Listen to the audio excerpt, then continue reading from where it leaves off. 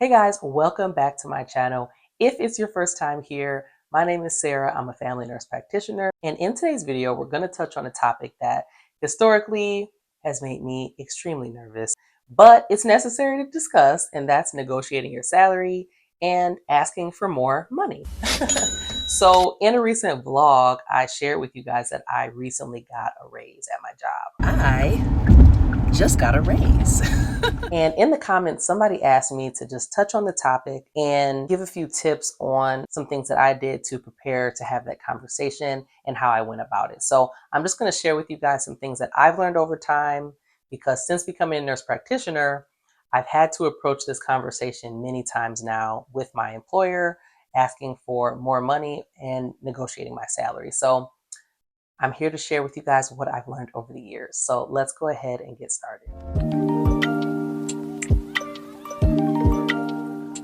Okay, so first things first, you got to know your worth, okay? And this was a major mindset shift for me, because I always historically came from a place of the lowly employee who wants more money. Please give me more.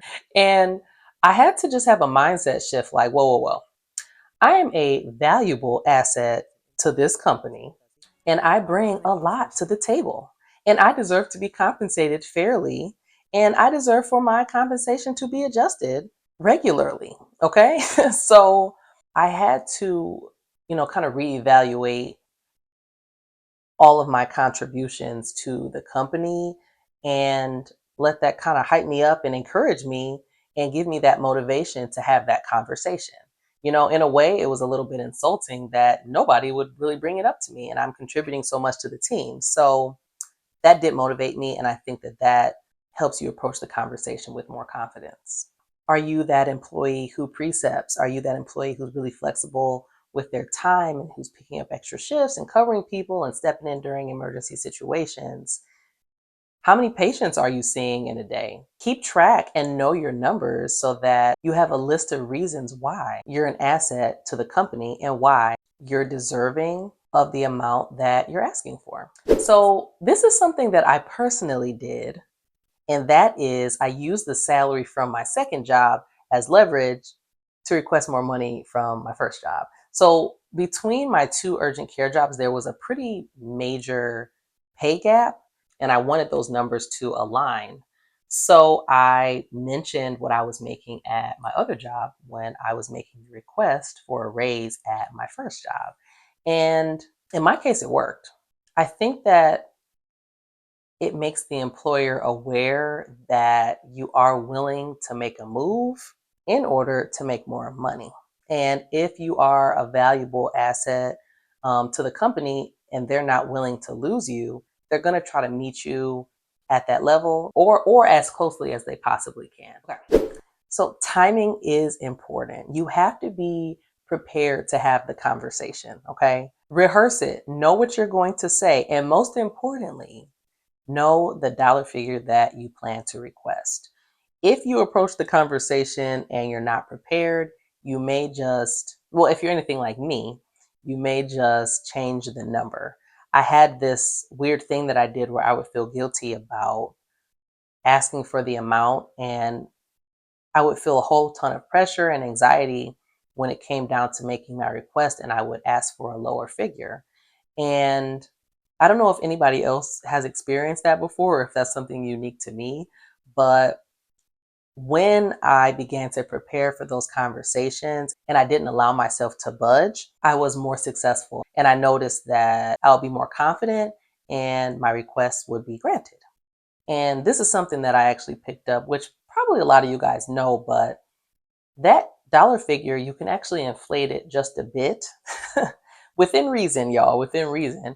And your employer just may meet you at the dollar figure that you really wanted in the first place. So that's something that I have tried and it worked out for me. So maybe try it out.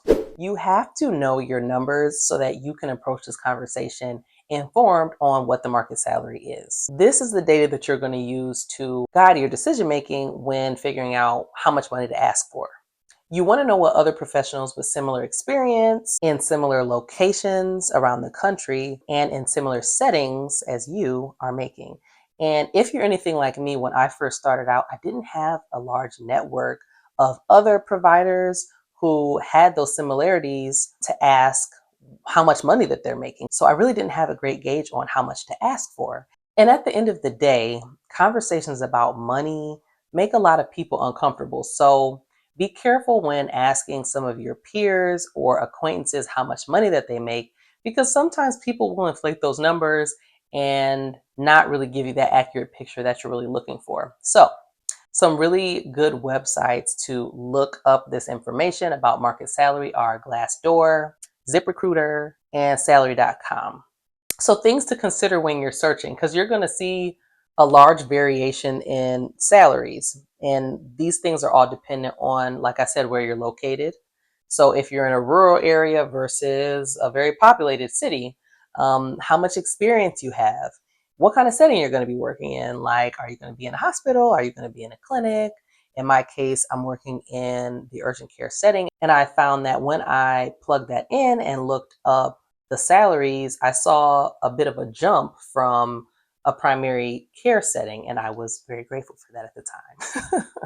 So you want to plug this information in, get a figure, and then use that figure to make your request when you're asking your employer for that raise. Finally, you have to be prepared for no. So there's a chance that your employer may deny your request.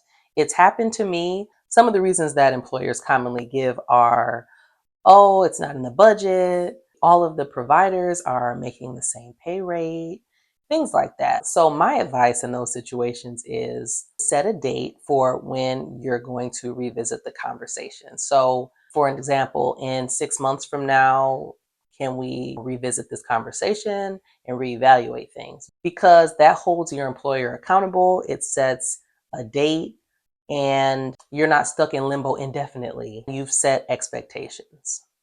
I was accustomed to having an annual review and an annual raise, and so it was never a topic that I really had to bring up on my own. So that first conversation, it was messy. I did not get what I wanted, but it was good practice for me because the next time around, I came with a few different tactics like what I just discussed with you guys, and my request was approved. And so the more I've had to have these conversations, the better I've become and the more comfortable I feel, and I enter those conversations with confidence, and ultimately I get what I want. So at the end of the day, if you're anything like me and the thought of these type of conversations gives you anxiety, just take the plunge, make your request, because after it's all said and done and you're making more money, you're going to be proud of yourself and very grateful that you had that conversation. So good luck, guys. If you have any negotiation tactics that have been successful for you, or if you have any tips for us, please leave them in the comments. I'd love to read them and apply them for my next go around. And I'll catch you guys in my next video.